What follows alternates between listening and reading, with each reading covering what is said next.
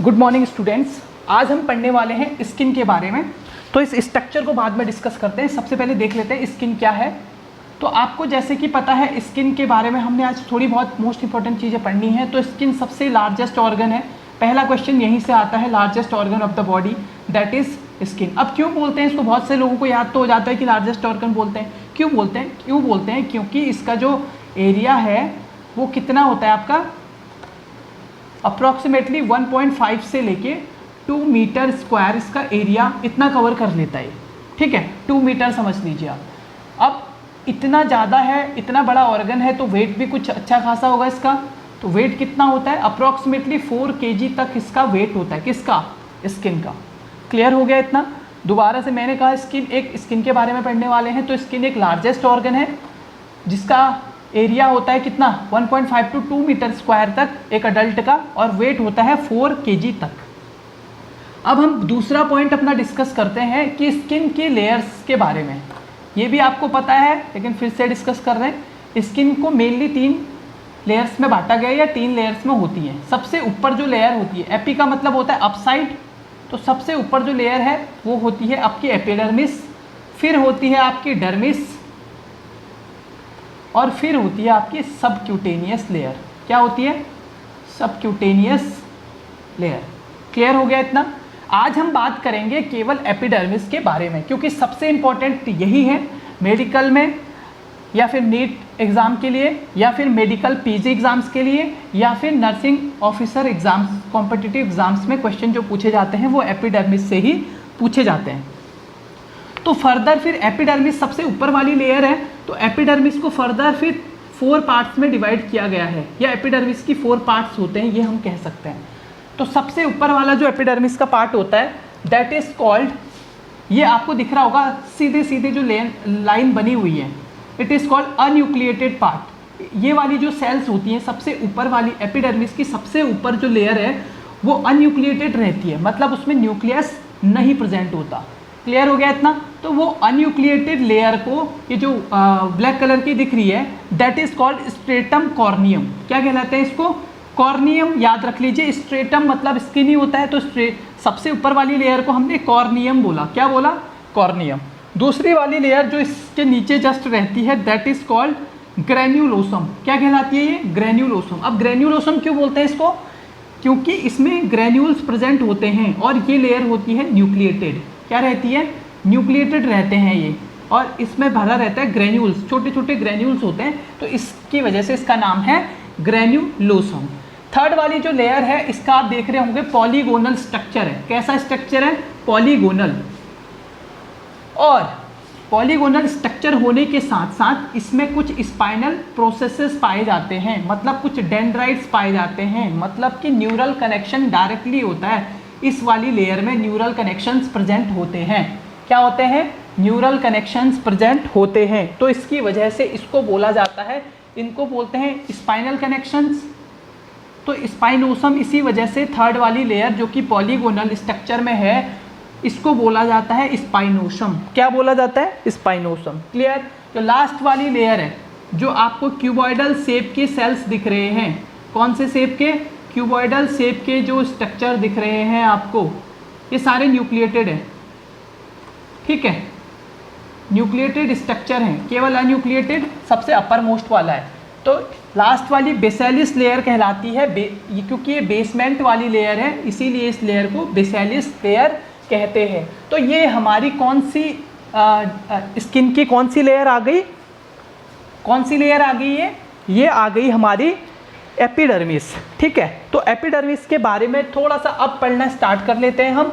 सबसे पहले कॉर्नियम के बारे में देख लेते हैं। यहीं पे देखते हैं, हमको वही चीज़ें याद करनी है इसमें से जो इम्पोर्टेंट है, बहुत इंपॉर्टेंट है, और उससे ही हमारा पूरा का पूरा टॉपिक क्लियर हो जाएगा। तो स्ट्रेटम कॉर्नियम के बारे में हमने क्या चीज़ पढ़नी है, तो पहला तो अनन्यूक्लिएटेड लिख दिया मैंने। दूसरा इसमें क्या लिख सकता हूँ मैं, कुछ लिख सकता हूँ। दूसरा, सबसे जो बाहर वाली लेयर होती है बच्चों, अब इसको क्यों सबसे बाहर वाली लेयर होगी तो कैसी होगी, सबसे टफ लेयर होगी। कैसी होगी, सबसे टफेस्ट लेयर होगी, क्योंकि अगर ये टफेस्ट नहीं होगी तो कोई भी मैकेनिकल और केमिकल इंजरी हो सकती है। इसके अंदर क्या जा सकता है, वाटर रेजिस्टेंस का काम करती है, अंदर कोई भी मटेरियल को, वाटर को, किसी भी सब्सटेंस को अंदर नहीं आने देती, तो इसीलिए इस लेयर को सबसे टफ बनना पड़ेगा। क्लियर हो गया इतना? ठीक है, अगली बात टफेस्ट और स्ट्रॉन्गेस्ट, इसके बारे में हम बस इतना ही जानते हैं, इतना ही लिखना है हमको। अभी धीरे धीरे इसके बारे में और जानकारियाँ निकल के आएंगी, लेकिन अब स्ट्रेटम में हर किसी के आगे नहीं लगाऊंगा। स्ट्रेटम आप हर एक लेयर, एपिडर्मिस की लेयर का मतलब आप स्ट्रेटम लगा सकते हैं। अब अगली लेयर को कॉर्नियम के बाद क्या है? स्ट्रेटम ग्रेन्युलोसम। क्या है? ग्रेन्युलोसम। अब स्ट्रेटम ग्रेन्युलोसम की क्या खास बात है? तो सबसे पहली खास बात तो हम इसमें लिख सकते हैं, क्या प्रेजेंट रहते हैं इसके अंदर? जो इसके ये सेल्स कौन से टिश्यू के बने हुए रहते हैं? कैरेटिनाइज टिश्यू के बने हुए होते हैं एपिडर्मिस के। क्लियर हो गया? तो इन कैरेटिनाइज टिश्यूज़ के अंदर जो कि स्ट्रेटम ग्रेन्युलोसम वाले टिश्यूज़ कौन से हैं? ये दो हैं। तो इनके अंदर हमने बोला था कि ग्रेन्यूल्स प्रेजेंट होता है, ये लिख सकता हूँ मैं यहाँ पे, ग्रेन्यूल्स प्रेजेंट होता है किसके अंदर? स्ट्रेटम ग्रेन्युलोसम के अंदर। अगली जो खास बात है इनके अंदर वो क्या है? इस ग्रेन्यूल्स को हम क्या बोल सकते हैं, या कौन बनाता है इनको? इस साइटोप्लाज्म को हम ये कह सकते हैं कैरेटिनोहाइलाइन ग्रेन्यूल्स। क्या कह सकते हैं? कैरेटिनोहाइलाइन ग्रेन्यूल्स, जो कैरेटिन सेल के अंदर प्रेजेंट हैं, तो इसलिए हमने इसको कैरेटोहाइलाइन ग्रेन्यूल्स बोला और इसी वजह से इसका नाम ग्रेन्युलोसम पड़ा। पहली बात हो गई इसके बारे में। अब खास बात क्या होती है इसके बारे में? अब एक सबस्टांस होता है इसके अंदर बहुत खतरनाक सा, जिसको हम जानते हैं एक खतरनाक नाम से, जिसका नाम होता है ऑर्डलैंड बॉडी। क्या होता है? ऑर्डलैंड बॉडी। लिख रहा हूँ स्पेलिंग, ऑर्डलैंड बॉडी। अब ये ऑर्डलैंड बॉडी कहाँ प्रेजेंट होती है? भैया इसी में प्रेजेंट होती है जो हमारी ग्रेन्युलोसम है। तो ये ऑर्डलैंड बॉडी का क्या काम है? ये ऑर्डलैंड बॉडी का काम होता है इंट्रासेलुलर सबस्टांस को सीक्रेट करना। इंट्रासेलुलर सबस्टांस, ऑर्डलैंड बॉडी क्या सीक्रेट करती है? Intracellular substance. इंट्रासेलुलर सबस्टांस, ये इंट्रासेलुलर सबस्टांस क्या करता है बच्चों? ये काम करता है ब्रिक और मोर्टार मॉडल। एक मॉडल है जिसका नाम है ब्रिक और मोर्टार मॉडल। Mortar model. अब ये ब्रिक और मोर्टार मॉडल का काम क्या है? देखिए, ये सपोज ब्रिक है, ब्रिक बनानी भी नहीं आती मुझे, ये सपोज ब्रिक है, ऐसे ऐसे ब्रिक है। तो यहाँ पे हम ब्रिक को ये समझते हैं कि ये कैरेटिन हमारे जो टिश्यूज़ हैं, ब्रिक का मतलब है कैरेटिन टिश्यूज़ और मोटार का मतलब है एक ऐसा ग्लू इसके अंदर से निकलता है जो, और इन दोनों को और इन सबको आपस में चिपकाता है। मतलब मैं सिंपल सा कहने का मतलब है मेरा कि जो इंट्रासेलुलर फ्लूइड निकल रहा है या इंट्रासेलुलर सबस्टांस निकल रहा है, उसका काम क्या है? जो भी कैरेटिनाइज सेल्स हैं उनको आपस में जोड़े रखना, कनेक्ट करके रखना। क्या काम है उसका? इन सबको आपस में जोड़े रखना। मैंने एक बीच में गैप बना रखा है, तो आप इसको भी क्या करिए, साथ में चिपका के बनाना इनको। क्लियर हो गया? ठीक है। तो इस ऑर्डलैंड बॉडी स्पेशल टाइप की सेल होती है, कहाँ पे? हमारे ग्रेन्युलोसम में, जो क्या काम करती है? हमारे कैरेटिनाइज सेल्स को चिपकाने का काम या ग्लू करने का काम करती है। क्लियर हो गया इतना? ठीक है। क्या सीक्रेट करती है? इंट्रासेलुलर सबस्टांस सीक्रेट करती है ऑर्डलैंड बॉडी। इतना हो गया? ठीक है। अब अगली बात करते हैं हम अपने पॉलीगोनल स्ट्रक्चर के बारे में आ जाते हैं, जो कि थर्ड वाला है। इसका नाम क्या है? Stratum spinosum. क्या नाम है इसका? Stratum spinosum.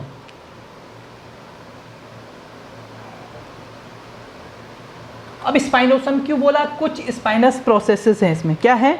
कुछ स्पाइनस प्रोसेसेस हैं, उसके बारे में बाद में बात करेंगे, पर पहले बात कर लेते हैं पॉलीगोनल सबस्टांस। पॉलीगोनल, इसके बीच में भी कुछ सबस्टांस होता है, स्पाइनल प्रोसेस की बात नहीं कर रहा। जैसे यहाँ पे ऑर्डलैंड बॉडीज़ थी, तो यहाँ पे भी एक सबस्टांस होता है, उसको कहते हैं हम डेस्मोसोम। क्या होता है वो? डेस्मोसोम। उस डेस्मोसोम का काम क्या है बच्चों?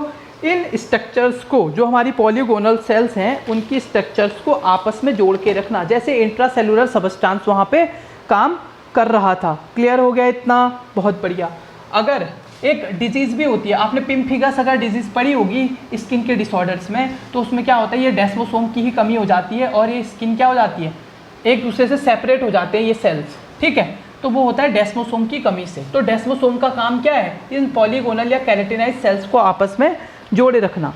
अगली बात हम करते हैं अपने बेसेलिस वाले सबसे लास्ट लेयर के बारे में, जो कि है हमारी कौन सी, स्ट्रेटम बेसेलिस या बेसेल।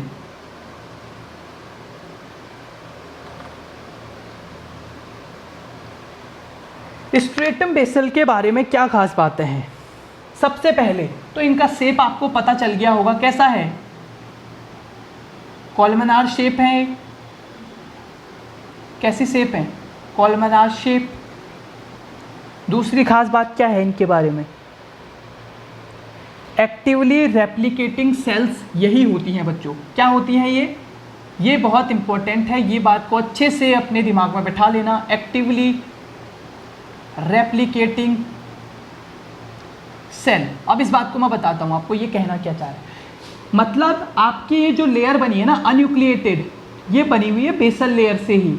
एक्चुअली होता क्या है, ये बेसल लेयर ऐसे धीरे धीरे अपर को जाती है, जैसे जैसे इसका जैसे 2-4 दिन हो गए तो ये फिर ये बन जाती है पॉलीगोनल, फिर 2-4 दिन और हो गए तो क्या बन जाती है, ग्रेनुलोसम। और जब 28 डेज हो जाते हैं तो ये 28 डेज में अनयूक्लिएटेड हो जाती है। क्या हो जाती है बच्चों, अनयूक्लिएटेड हो जाती है। मतलब बेसल लेयर ही सबसे ऊपर आके अनयूक्लिएटेड हो जाती है। क्लियर हो गया इतना?